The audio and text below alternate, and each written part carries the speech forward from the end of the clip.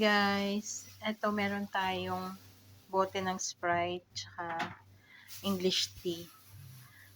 Try natin yung Hong Kong style na lemon tea. Buksan natin tong Sprite.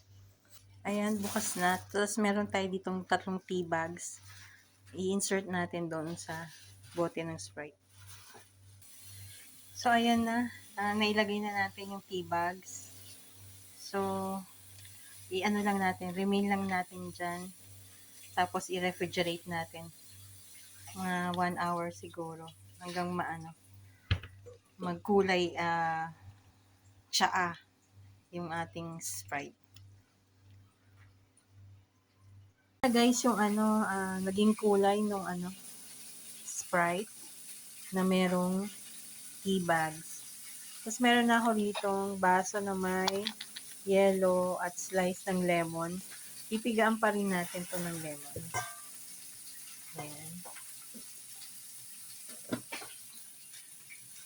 So, ito na. Try na natin kung ano ang lasa. Meron na yan na squeeze na lemon.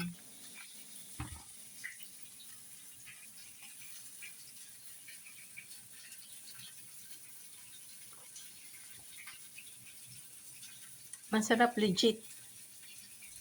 Hong Kong style lemon iced tea. Ito naman, meron naman ako dito lime.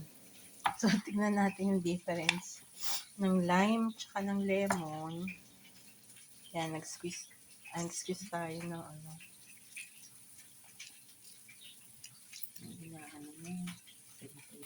Tapos, ayan, nilagyan na natin ng ice. Tapos, itong ating Sprite with tea bags.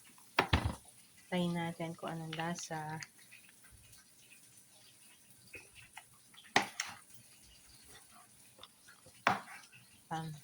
Okay naman yung lasa, pero mas prefer yung lemon.